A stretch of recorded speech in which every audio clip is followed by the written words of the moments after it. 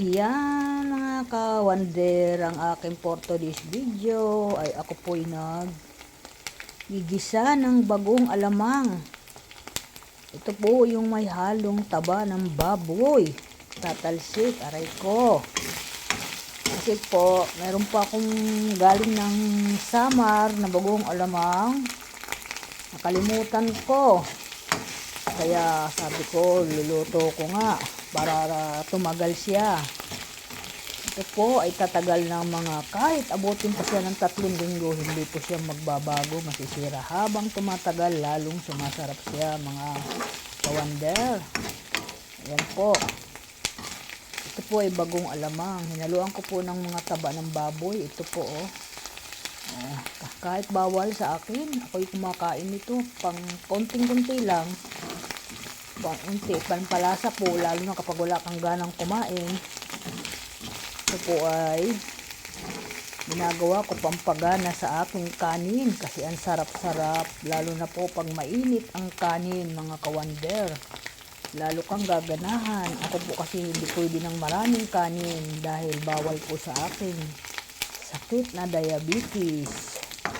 Bawal nga po itong bagoong, kaya lang niluto ko lang po. Kaya lang pag may mga bisita ko, yun, hinahain ko po yan sa kanila para ganahan sila kumain. Yan po. Yung niya, taba ng baboy, pinalutong ko po yan parang sitsaron.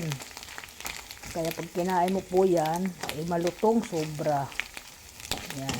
Parang kumain ka na rin ng sitsarong baboy. Pero mas masarap to sa sitsarong baboy mga kawander. Ito po yung aking niluluto. Ito po ay gustong-gusto ng aking mga anak at anak kong isa na paborito niya yung kanyang bagoong ginisa. Lalo na po kapag mayroon tayo ditong talbos ng kamuti. Wow, ang sarap po nun. At sa katalong na nilaga.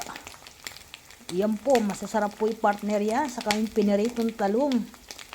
Wow mga kawander, ang sarap na po yung almusal. Kahit hapunan po, tanghalian. Yan na po ang pagkain natin. Iyon na po yung ulam. Gaganahan po tayo. Yan na po yung sinasabi ko. Ngayon lang po ako nakapagluto. Kasi ngayon ko lang naalala pala. Yung asawa ko kasi mahilig din ito. Okay mga kawander. Thank you po. Salamat po. Ingat po sa lahat. Thank you po mga kawander.